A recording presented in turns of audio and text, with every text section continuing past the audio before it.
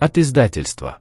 Предлагаемая русскому читателю книга шотландского пастора Томаса Бостона, жившему в период с 1676 по 1732 годы, «Природа человека в ее 4 состояниях», впервые переведенная на русский язык, является одной из самых знаменитых книг шотландской религиозной классики периода Второй Реформации.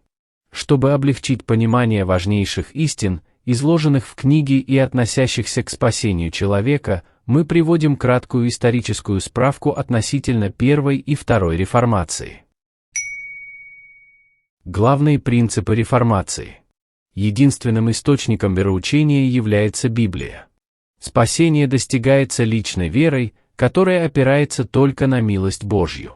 Отрицание папской власти и всех таинств, за исключением измененных в соответствии с евангельским учением крещения и причастия, отрицание веры в чистилище, индульгенции, почитание мощей, поклонение Богородице и иконам и церковной иерархии. Свобода воли человека в вопросах веры.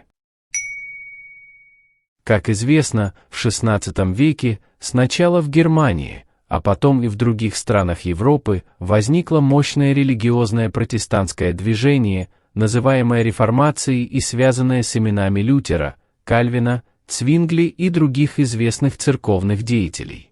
Реформация привела к огромным потрясениям не только в религиозной, но и в политической жизни Европы, поскольку в то время в европейских странах католическая церковь была государственной религией. По этой причине любые попытки реформирования католической церкви неизбежно вызвали политический резонанс во всей Европе.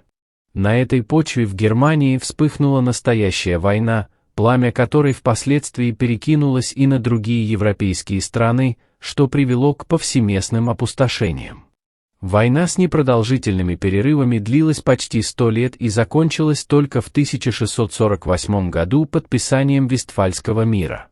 В соответствии с ним возникшие на севере Европы и Британских островах протестантские церкви, лютеранская, реформаторская, пресвитерианская и другие, получили признание, право на существование и гарантии невмешательства со стороны Рима. Однако, в связи с тем, что Первая Реформация, с одной стороны, не привела к полному восстановлению первохристианских принципов, а с другой стороны, в протестантские церкви вошли невозрожденные люди, которые стали вести безнравственный образ жизни. Тогда и возникла необходимость во Второй Реформации, более обстоятельной и глубокой. Вторая Реформация акцентировала внимание верующих на личном познании Бога и освящении в повседневной жизни. В Англии ее сторонниками были пуритане. Так назывались те, кто решительно подвязался за обновление церкви, то есть за необходимость личной веры, возрождения, святости в жизни, ежедневного чтения и изучения Библии, учреждения домашних церквей, общения верующих друг с другом и тому подобное. Предлагаемая книга отражает идеи пуританского движения и Второй Реформации по самому важному вопросу евангельского учения – доктрине спасения. Правильное понимание этой доктрины в контексте библейского учения о законе и благодати, безусловно, ведет к ясному пониманию природы человека, сущности спасения по благодати и необходимости освящения личной жизни христианина.